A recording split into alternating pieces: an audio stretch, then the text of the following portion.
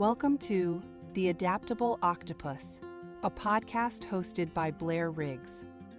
Through honest and heartfelt storytelling, Blair shares her experiences navigating life with cerebral palsy. Each episode explores how she's adapted to challenges, found strength in vulnerability, and embraced her unique path. Her journey is a reminder that resilience and creativity can help us overcome even the toughest obstacles. Follow along to hear Blair's insights, connect with her story, and join a community that celebrates growth and adaptability. Subscribe now to be part of the conversation. Hi, and welcome to the Adaptable Octopus. On today's episode, we will be talking about a sensitive matter. October is Domestic Violence Awareness, and I have somebody who is brave enough to share her story.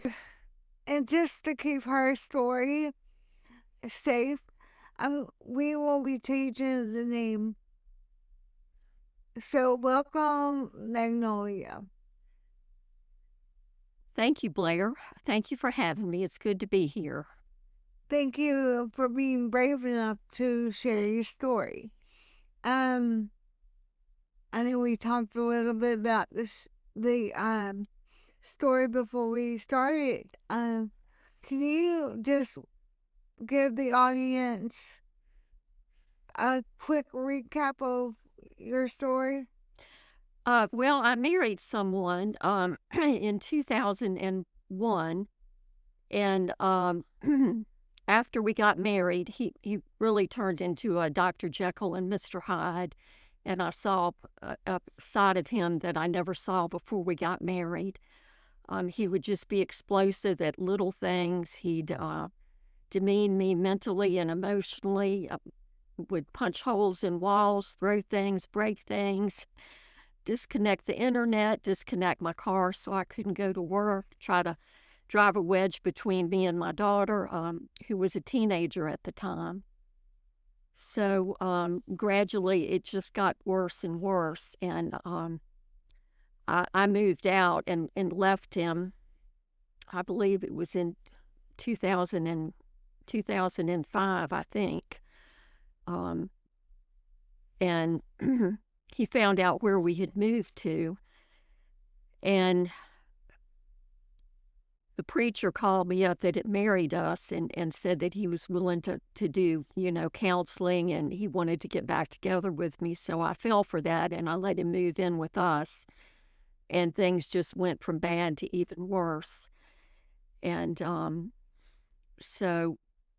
initially, before I left him, we had to actually get the sheriff's department to escort us out of his property because his family lived around us, and they blocked the road and did everything they could to try to prevent us from leaving. But like I said, I made the mistake of letting him into the home that I was renting with my daughter, and eventually I had to have him removed, and with a protective order. What I want to point out, there's so many different myths and rumors that domestic violence only happens to certain people. I want to point out that you are college educated, you've had a good job, so it could really happen to anyone. Were there any warning signs before you got married? Well, yes, I think there was. Now, in retrospect, a red flag was that he was too perfect. Okay. Watch out for this perfect man. Yeah, please do. But that's what we call love bombing, to wrap them all, to get you closer and get you hooked. How did he treat your daughter? Well, they had a good relationship before the marriage, but afterwards he showed his real colors, and again he just tried to cause conflict between me and my daughter. And, he knew I was a hands-on parent involved with my daughter's marching band and all her activities before we got married. And I think he thought I was going to change after we got married. But he was just very jealous and controlling and wanted me to revolve my life around him only. What did it actually draw a wedge between you and your daughter? Like, did your relationship with your daughter change at all? Yeah, there was definitely conflict. Yeah. One thing I want to talk about is when y'all got married, you were surrounded by his family. So how did you have any support system? No. So the first step is what, isolation? Yes. How many times, I know you mentioned going to counseling with the pastor that married you. How many times did you do the back and forth? Like, oh, we're going to get back together? Too many. Way too many. And I couldn't tell you, but I was so emotionally needy and just really wanted the marriage to work. This was my second marriage. And like I said, before we got married, it was different. Like I said, I compare it to a Jekyll Hyde situation. Well, first of all, did you try to cover up and make excuses for his behavior? No, I the more he berated me and put me down, the harder I tried. Like I couldn't load the dishwasher right. I couldn't chop the onions up right. It was like that. And again, the more he demeaned me, the harder I tried. But now I know I could have been Martha Stewart, and it would have been something. That's one of the hardest things, after a relationship like that, whether it's intimate relationship or whether it's family and friends, it's the emotional abuse that hurts the most. Oh, definitely. There's no doubt about it. In the still of the night, when you're all alone, do you still hear his words? You can't chop the onions right, or you can't do this right. Does that still affect you today? I still have nightmares, not as frequently as I used to, but I definitely am prone to triggers, with other people's behaviors in the workplace and neighbors, and it's, it still affects me. So what was the moment? Or can you describe the moment that you finally chose to leave? Well, I guess it was, I just couldn't take it anymore. It was just, so bad. And I never understood why a man would be jealous of his wife who had good jobs and provided benefits and a salary. Why he would, but I know now it was all about control and manipulation. And I knew that I had to get my daughter and I out because of it was very emotionally, I was a wreck, really. I was just an emotional wreck. Like, how did you escape? Well, when we were still at his residence, I got a protective order on him, and they made him leave. And that's when my daughter and I started packing to get out. I rented a rental truck, and my daughter's biological father came and helped us. And he wasn't supposed to be on the property at all, but his family was. And like I said, they blocked the road. We lived on this country road, and I had to call the sheriff to get them to come and escort us away from the place. Domestic violence doesn't only affect women. it affects men too. So I want to put that out there. But nowadays, it's harder to get a protective order. If somebody is going through a hard situation right now, one of our listeners, what would you say to them as far as getting the protective order? Go through the system. That's the best way to do it. That's what I did more than once.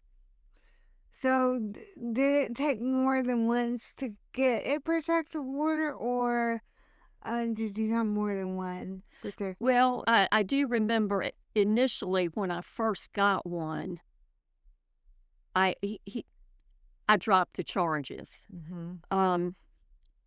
So, and there were many, many violations. And I don't think I'm answering your question. I was just really persistent and proactive. I like to use the word proactive. Well, I reported all violations. that takes a strong woman. I am proud of you for doing that. I know I had to get a protective order, and like you, when it came to going to court, I dropped it. It was just easier to drop it than to face him in court. A lot of women do that, and at one point I actually felt sorry for him, and I'm thinking, oh my God, what is wrong with me after all the things that he's done? Yeah. So, you're not alone. There's many people that have the same thoughts. Would you like to go into a little bit of your story, like what it took to get a protective order and what it looked like for you? Well, I went to I think I went to the magistrate most of the time, and that involves writing out a statement and then eventually going to court. And when I reported ongoing violations, I believe it was in 2006, we were in court one day, and he had followed me all morning in his vehicle, and now I know he had loaded shotguns in the vehicle. And he just did everything he could to try to intimidate me. He'd walk really close behind me and just stare at me. And when we got into the courtroom, I told the judge what was happening. And he said, well, after this hearing, he said, you need to go to the sheriff's office and file for, a violation. So at that point, it was like, I knew my daughter, she was 18, it was senior skip day, and she was coming home early that day, and I couldn't decide, what do I do? But he pulled up right beside me, and I was fearful. So I went to the sheriff's office to do what the judge told me to do. And when I called home to see if my daughter had gotten home, he picked the phone up and he said, I've got something you want. And so thereafter, what ensued was about a 6-hour, abduction, really, where he held my 18-year-old daughter hostage at gunpoint. They wouldn't let me leave the sheriff's office, so I was there. I had to lay out the plan of the house, and it was horrible. Finally, a hostage negotiator talked him out and released my daughter. And you want to hear the kicker of it all? I do. So he demanded to meet with me when he got to the jail. And I'm like, typical narcissistic response, I hope you cussed them out. Did you? Well, first of all, did you meet with them? No. and of course, he had broken through in the back window of the mobile home we were renting. Glass was everywhere. We had horses and dogs and cats at the time. And, I was fearful for them. So we ended up staying in a hotel because we just, didn't feel safe after that. Now, did you have to pay for the hotel, or were there programs that helped you get away? Yeah, the criminal that helped us get away, there's something called the Virginia Criminal Compensation Fund. Okay. So we were able to submit expenses to them, like for fixing the window in the mobile home that we rented and hotel expenses. And um, so, I just want to point out, there, what was the name of the fund? okay, the Virginia Criminal Injury Compensation Fund. Okay. So if there's a will, there's always a way. Just reach out, ask for help. Don't be ashamed. It affects all races, all walks of life. It doesn't matter if you're college educated or barely educated at all. You're worth it and you matter. What was the aftercare like? Like, how, when everything was done, he was in prison, because I'm assuming he went to prison for how did you move on? Well, it was very hard because, see, this initially he just got 3 years, but he continued to harass me and my daughter from prison through other people. So it really didn't end until 2012 when, thanks to a good female prosecutor, she kept trying to help us figure out who was sending these anonymous communications. And to this day, I have no idea how they were able to find us. I always got a P.O. box, which is what I was told to do. But thanks to getting recordings of his prison conversations, we became aware that he had solicited blood gang members in prison to reach out to their people and find us and kill me and my daughter. So altogether, he was convicted of assault and battery, violations of protective orders, abduction and kidnapping, breaking and entering,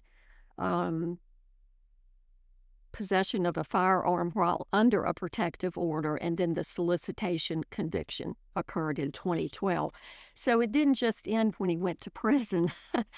It went on, and then, of course, I had to deal with what, possibilities after he got out in 2018. And I was able to get a local protective order, and he has 7 years hanging over him if he should ever bother us again. So it was a challenge. And because he was in prison, it took me a while to get a divorce, but I finally got that in 2010. And, I'm just really, really thankful that I had the knowledge and, well, quite frankly, the resources, thanks to family, to keep me and my daughter safe. And I know not everyone has that available, the resources or the knowledge. And it's, emotionally, mentally, and financially draining. But I had to do what I needed to protect me and my daughter. He even sent a letter to my daughter when she was in college, so I had to go there and get a protective order for her. And it just didn't end. I thought it would have ended once he went to jail, but so I assumed he liked prison food because he kept digging deeper holes for himself, so I made sure he stayed there. So to this day, he has not bothered us, whereas when he first got out, he was on probation in a local area where his family was. And that's the one thing when I found out, when I went to talk to the people at the Department of Corrections before he was released, they really didn't care about me, or my protection thereafter. He had served his time. He deserved to be let back into the community and in the area where his family was to support him. And but it was pretty huge, for me and my daughter, because after what he'd done. I couldn't imagine. And, I'm so proud of you for just being here. just making it, how safe do you feel in your everyday life? Well, my antenna's always up, Mm. my radar. And I'll be honest with you, I'm prone to triggers. I had a very ugly ordeal with a neighbor over the summer that lasted several months, and that involved her putting letters on my door and filing false complaints, and it was a trigger, but she ended up getting removed from the property. So it's like running into those kind of situations that kind of flare up PTSD. What kept you going? You've been there a lot, but what kept you going? Well, I guess I'm stubborn and just wanted things to be safe for me and my daughter. Yeah. That mama bear instinct kicked in. Right, exactly. If you had to tell anybody that's struggling right now, what would you tell them? It can be challenging and it is draining. Creating that paper trail is very important. Filing for a protective order, it's just that a paper trail. Going to court, reporting the violations. There's so much out there. I will link different websites or different phone numbers you can get help from. I haven't done the research, but I'm sure there's a lot of resources out there, and I will link whenever I find in the description. Do you feel stronger that you survived, or do you feel, how do you feel? Well, maybe it's because I'm weak. I don't know. But I've kind of been living my life 3 steps forward and 6 back because of the PTSD and the triggers. And I still have a startled response at times. And, struggle with anxiety and depression. I'll be honest, it's been hard for me to move forward with and without counseling. Thank you so much for being honest and just open. I am sure there's somebody out there that needs to hear your voice. It really is. The trauma, it rewires your brain and your nervous system, and as a result, I am on disability for PTSD and have been since 2010. But there is no shame in that. You're just a survivor, and I commend you for that. If you had to tell the world one thing, what would it be?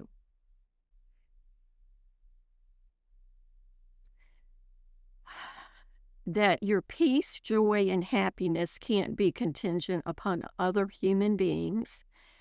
And you can't, it's been my experience that you can't expect to get unconditional love, forgiveness, and mercy from human beings. That, for me, can only come from God. Yeah. So I don't expect much out of most people anymore. Your faith and your hope and your comes from God. I get that and I understand that. I just want to thank you for being a guest on my show. You're a example of how to be resilient, how to be adaptable, and just thank you for thriving. Well, thank you for having me. I hope my story helps somebody else. I'm sure it will. Remember, always stay adaptable. Bye, everyone. Bye-bye. Thanks for tuning in to the Adaptable Octopus. If you enjoyed the conversation, don't forget to subscribe so you never miss an episode. You can listen on your favorite podcast platform, whether It's Spotify, Apple Podcasts, or anywhere else you love to stream. And if you have a moment, leave a review or share the podcast with someone who might enjoy it too. Your support means the world and helps grow this amazing community. Until next time, keep adapting, keep thriving, and take care.